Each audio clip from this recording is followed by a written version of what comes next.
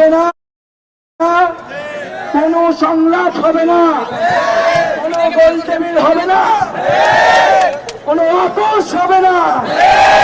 আমরা 18 সালে অনেক সংলাপ করেছি, অনেক আলাপ করেছি, আলাপের দিন শেষ হয়ে গিয়েছে, কিন্তু বিনিময়ে আমরা পেয়েছি প্রহসন। প্রহসন মেনে নেওয়া যাবে না, ওটা বৈষম্যের চূড়ান্ত ফয়সালা করতে হবে। বন্ধুগণ, আমাদেরকে বলা হচ্ছে এটি সাব জুডিশিয়ারি ম্যাটার, এটি আদালতের বিষয়। আমরা স্পষ্টভাবে বলতে চাই যে আমাদের দাবি কিন্তু শুধু আদালতের কাছে নয়, আমরা নির্বাহী বিভাগ বা সরকারের কাছেও জানতে চেয়েছি যে কেন 18 সালের পরিপত্র বাতিল করা হলো। সরকারের কাছে এখনো সুযোগ রয়েছে নতুন একটি পরিপত্র ঘোষণা করার।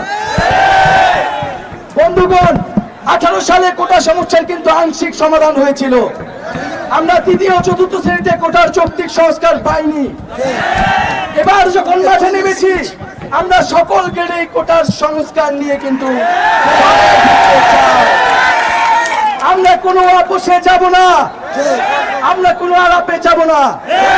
কোটার সমস্যা যে অযৌক্তিক, আমাদের আন্দোলন যে যৌক্তিক, এটা নতুন করে বলার কিছু নয়। আরেকটি ইতিহাস স্মরণ করিয়ে দিতে চাই। যখন 1969 সালে আইয়ুব খান আমাদের জাতির মহান নায়ক বঙ্গবন্ধু শেখ মুজিবুর রহমানকে আগরতলা ষড়যন্ত্র মামলায় গ্রেফতার করে রেখেছিলেন, সেটা কিন্তু সাব জুডিশ ম্যাটার ছিল। জনগণের গণ অভ্যুত্থানের ফলে তাকে মুক্তি দিতে বাধ্য হয়েছিল।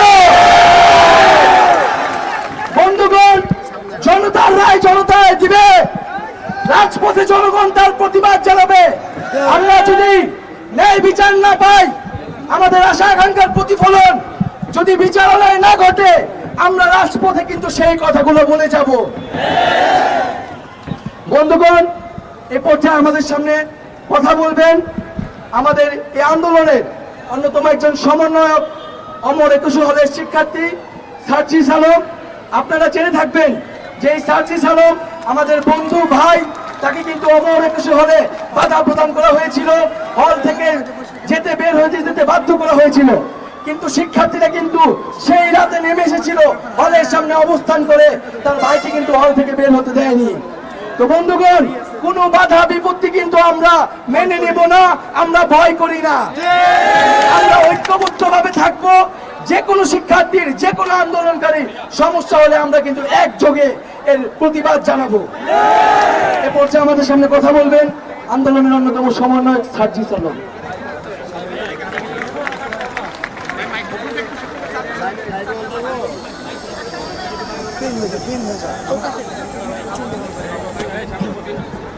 বাংলাদেশের সংগ্রামী ছাত্র বন্ধুরা, গলা থেকে শব্দ বের হচ্ছে না, কিন্তু যতক্ষণ পর্যন্ত এই শব্দটুকু বের হবে, ততদিন পর্যন্ত আমাদের কণ্ঠকে রোধ করা যাবে না।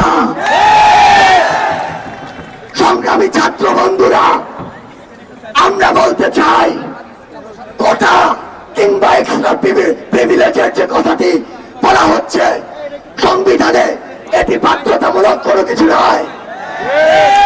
যদি এটি না দেওয়া হয়, তবে তা সংবিধানের সাথে সাংঘর্ষিক নয়, বরং যদি এটি দিতে বাধ্য করা হয়, তবে এটি সংবিধানের সাথে সাংঘর্ষিক। আজকে আমাদের বাংলাদেশের অন্যতম একটি উদাহরণ হতে পারে আমাদের জাতীয় সংসদ, যেখানে মোট 350 আসনের মধ্যে 50টি রয়েছে সংরক্ষিত আসন।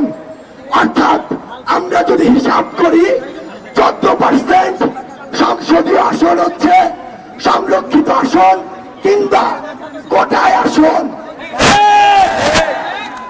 এবার সেই জাতীয় সংসদে যদি 56% দেওয়া হতো, তাহলে সেখানে থাকতো 196টি আসন কোটায় কিংবা সংরক্ষিত।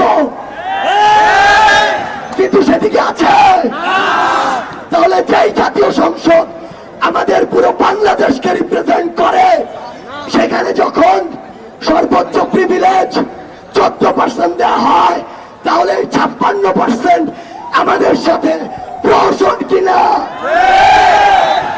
অযৌক্তিক কিনা?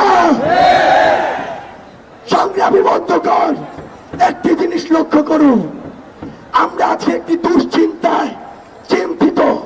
কি দুশ্চিন্তা? মাননীয় প্রধানমন্ত্রী আজকে বলেছেন, আজকে এমন একটি কথা বলেছেন যে এই কোটা নিয়ে আমরা যে আন্দোলনটি করছি সেটি যৌক্তিক নয়। আমরা মাননীয় প্রধানমন্ত্রীকে নিয়ে চিন্তিত কোন জায়গায়? জায়গাটি হচ্ছে 1975 সালের পূর্বে বন্ধুর ছদ্মবেশে, কাছের মানুষের ছদ্মবেশে বঙ্গবন্ধুর পাশে কিন্তু মোশতাকরা ছিল। আমাদের সন্দেহ হচ্ছে, আমাদের ভয় লাগছে, নিশ্চয় মাননীয় প্রধানমন্ত্রীর পাশে এখন কিছু মোশতাক রয়েছে, যেই মোশতাকরা স্টুডেন্ট পালস, পুরো বাংলাদেশের জনগণের চাওয়া, আমাদের প্রাণের দাবি, এই সত্য কথাগুলো তার পর্যন্ত পৌঁছে দিচ্ছে না।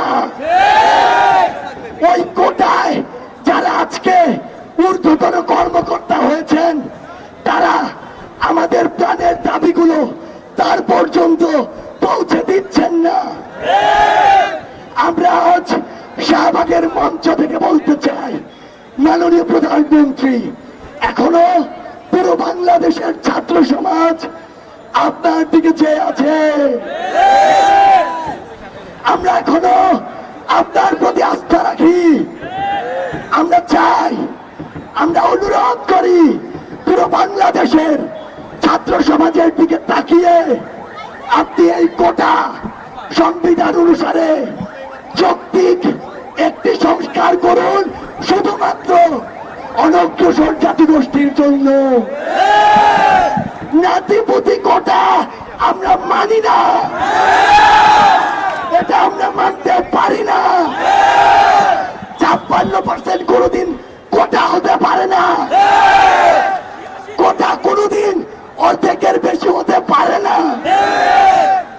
আমরা আমাদের জায়গা থেকে এই প্রাণের দাবিগুলো আপনাদেরকে জানিয়ে শুধু একটি কথাই বলতে চাই, অনেক রাজনীতিবিদ গোলা বাড়িতে পাঁচ শিকার করার জন্য অনেক কথা বলে।